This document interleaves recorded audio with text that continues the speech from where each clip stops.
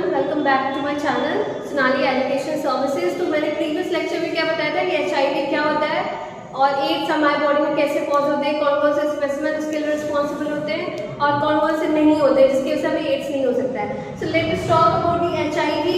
कौन कौन से सैंपल हम लोग लेंगे फॉर एचआईवी डायग्नोसिस के लिए। तो यहाँ पे हम जो उसके लिए सैंपल लेते हैं that is semen sample, blood sample, vaginal fluids. ये सारे सैंपल हम लोग लेते हैं फॉर एचआईवी डायग्नोसिस करने के लिए, एचआईवी टेस्ट करने के लिए। लेटर ऑन हमारा था विंडोज पीरियड। अब विंडोज पीरियड होता क्या है, जब जो इन्फेक्टेड पर्सन है उसमें एंटीबॉडीज डेवलप हो जाती है और इसका टाइम कितना लगाता है 6 week to 3 months, maximum 3 months time लगाता है, तब जाकर के उसकी बॉडीज में एंटीबॉडीज डेवलप करती है। एंटीबॉडीज डेवलप होने के बाद फिर इसका हम लोग टेस्ट करते हैं। Next is why HIV rate is not going down. मतलब एचआईवी इतना सीवियर क्यों है, क्यों उसका रेट क्यों नहीं डाउन हो रहा है। Why? Because of the following important reason. Sex at early age, मतलब जो सेक्सुअल इंटरकोर्स है, सारी चीज़ें वो अर्ली स्टेज में हो रही है।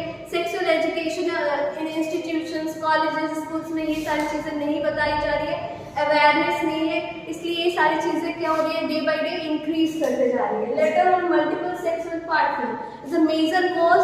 मल्टीपल सेक्सुअल पार्टनर होने की वजह से भी क्या हमारा एचआईवी का rate day by day increase कर रहा है।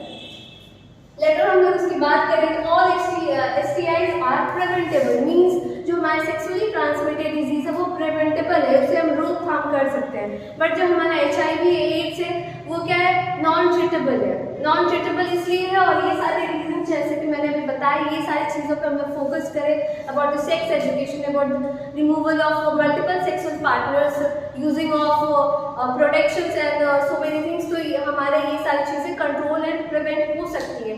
ये ह्यूमन का इन्फेक्शन है और ह्यूमन इसे प्रिवेंट कर सकता है, रोक सकता है, ये मैंने अर्लियर लेक्चर में बताया था। सो लेट्स टॉक अबाउट इसका प्रिवेंशन क्या है। Talk with a partner about HIV. So we don't have to feel shame, हमें शर्म नहीं करना चाहिए, हेजिटेट बिल्कुल नहीं करना चाहिए कि एचआईवी अगर किसी को है तो उससे पूछने में। Never hesitate for asking your partner about the HIV.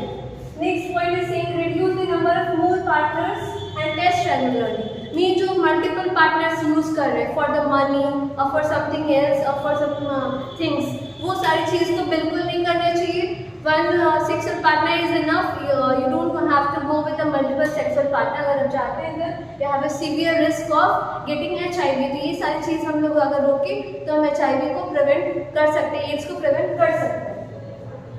Next is sine and symptoms.